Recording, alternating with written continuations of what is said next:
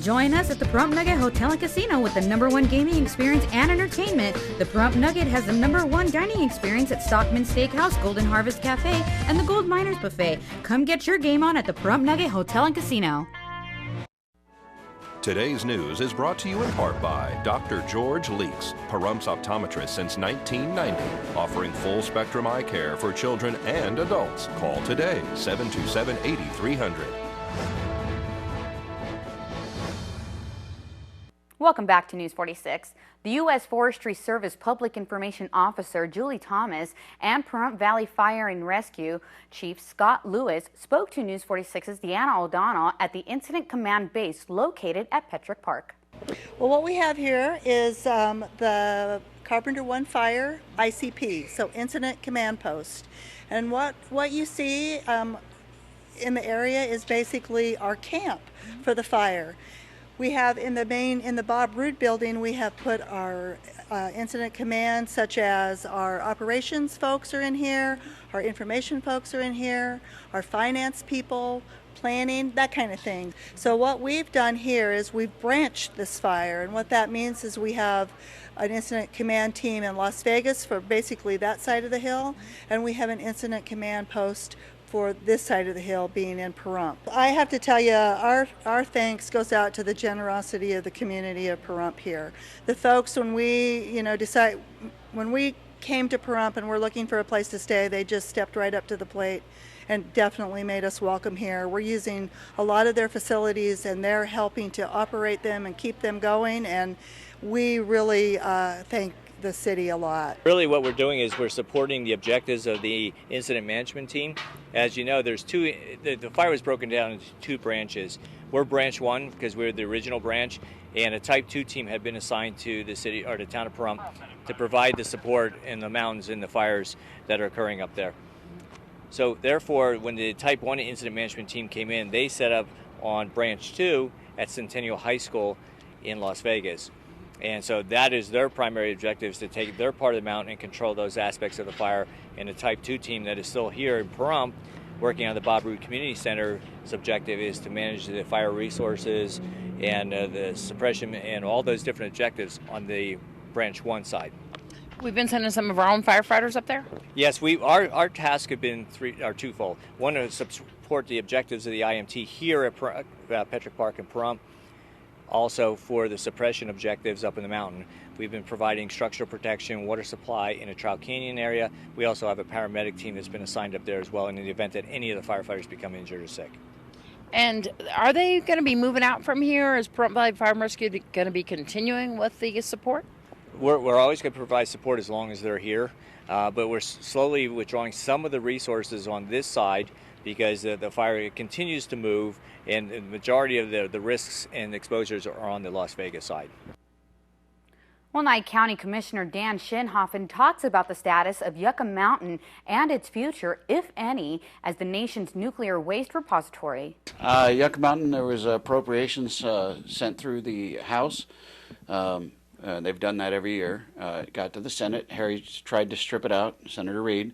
They put $60 million in, though, for interim storage that the DOE has been trying to do, which is prohibited by the Nuclear Waste Policy Act, but that doesn't seem to bother Harry Reid because he's ignored the Nuclear Waste Policy Act for a number of years. So the next thing is now those will go into conference, and we may get a little money. I doubt it. But if they put in for interim storage, we're going to talk to them about that too. But the real issue lately has been DOE changing their guidelines so they could put U-233, 235 into Area 5. Area 5, when everybody says we don't want to be the waste dump for the country, we already are. Area 5 takes low-level waste. They've also taken stuff that's not quite low-level waste. And this stuff, 233, 235, is actually fissile material. It's very hot. It's got a half-life of 700 million years. 100 years from now, it'll still be viable nuclear material to build a bomb. So this will have to be maintained. Yeah, they're going to have years and years. So this stuff really belongs in a repository. And our biggest issue has been they haven't talked to us. For a year and a half, we have tried to get them to talk to us, DOE. The only reason we knew about this is they were crowing about how they were saving $600 million by taking it out of Tennessee and sending it over here. And then back in April, Clark County had a couple of questions, so DOE came out to meet with them and then allowed us in on that meeting. And 2.5 hours that we talked with them, they never once said this stuff was low-level waste. They admit it's not low-level waste. That's the stuff that's being shipped through town and deposited now, not at Yucca Mountain, but at the Nevada test site, which is now the Nevada National Security Site. Yeah, but this material in particular is not being shipped yet.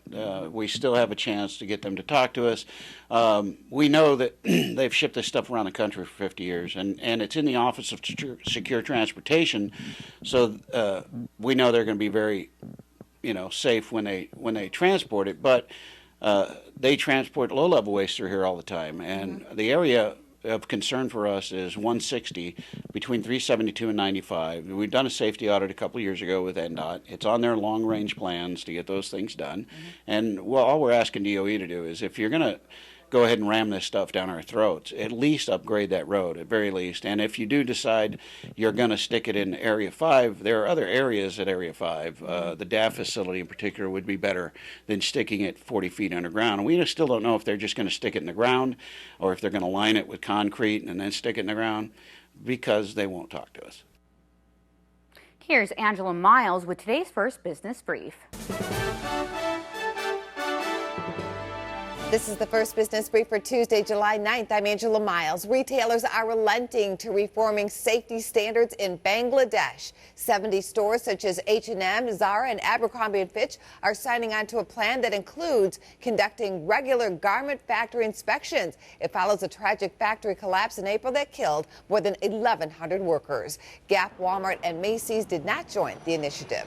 A 6-month fight has ended with Clearwire shareholders giving the green light to Sprint's takeover bid. The deal gives Sprint valuable access to frequencies mobile devices use to connect to networks. Once complete, Sprint will have more spectrum than Verizon and AT&T. With plenty of cash to spend, foreign buyers are snapping up real estate in America. Chinese, Canadians, and others are loading up on homes, mostly in the Sun Belt. That's the first business brief. I'm Angela Miles.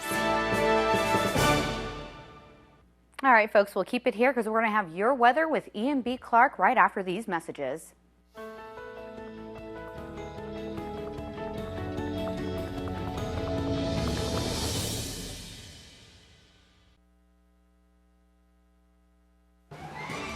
News 46 weather is brought to you by Healthcare Partners Medical Group, with 5 locations in Pahrump. Local doctors and professional staff providing total care from infancy to seniors. News 46 weather is also brought to you by your local dairy farmers. Dairy products are very important in maintaining a healthy body. For more information, you can visit their website at nevadadairycouncil.org.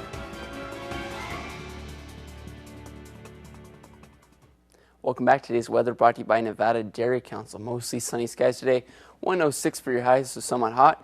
Winds coming out of the southwest at 7, gusts at 11, so hopefully a little bit calmer than yesterday. 7% humidity, 5:35 a.m. sunrise, and a record high of 113 degrees actually last year, 2012. What we're going to see tonight, partly cloudy skies, 80 for your low. Winds calm, 13% humidity, 8:04 p.m. sunset, record low of 63 degrees in 1938. What we're going to have on Wednesday, partly cloudy skies, so some clouds are going to come in. High is going to be still hot, 106 for your high, 81 for your low. Winds southwest at 6, gusts at 10, 11% humidity, 5:35 a.m. sunrise, and UV index staying at 11 extreme. What we're going to have on our 7-day forecast there, a little bit of change up there. So Wednesday, 100 degrees, but it looks like it's going to go down to the 90s, around the mid-90s, and lows going down to the 70s instead of being the 80s. Thursday, 30% chance of some thunderstorms, so probably you'll see the humidity rise up, but looks like some clouds, possible thunderstorms coming ahead.